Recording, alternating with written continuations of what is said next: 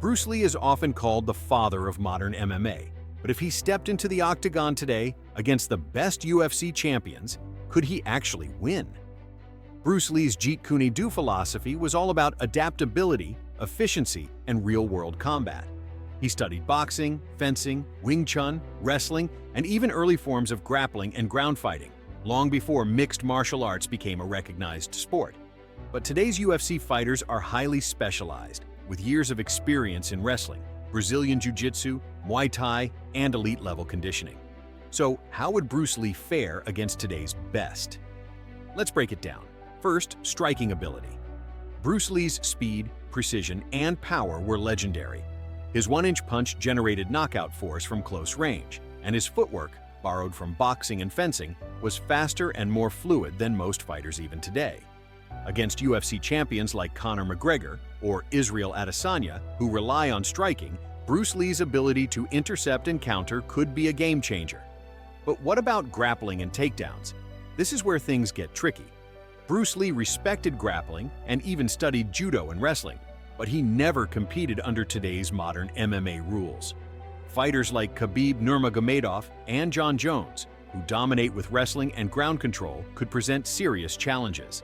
In a UFC fight, where takedowns and submissions are key, Bruce Lee would have to rely on his speed and takedown defense to avoid being controlled on the mat. Then comes the fight IQ and adaptability. This is where Bruce Lee excelled. He wasn't just a fighter, he was a strategist. He could read opponents, adjust in real time, and exploit weaknesses faster than most fighters of his era. UFC legends like Anderson Silva and Georges St-Pierre have similar abilities, but Bruce Lee's philosophy of constant evolution means he would have likely trained in modern MMA techniques if he were alive today. But what comes next is the real question. Could Bruce Lee win? If Bruce Lee trained in today's MMA environment, with access to modern grappling techniques, weight-cutting strategies, and full-contact sparring, he could absolutely be a force to reckon with. His speed, power, mental sharpness, and adaptability would make him dangerous in any weight class.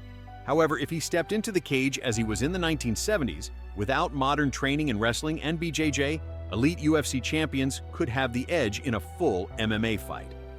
Bruce Lee's true legacy isn't about whether he could beat a UFC fighter. It's the fact that his ideas shaped the way UFC fighters train today. He was the first to break down traditional martial arts barriers, mix techniques, and advocate for full-contact, realistic fighting, everything that modern MMA stands for. So, what do you think? Would Bruce Lee's speed and striking mastery overcome the size and grappling skills of today's UFC champions?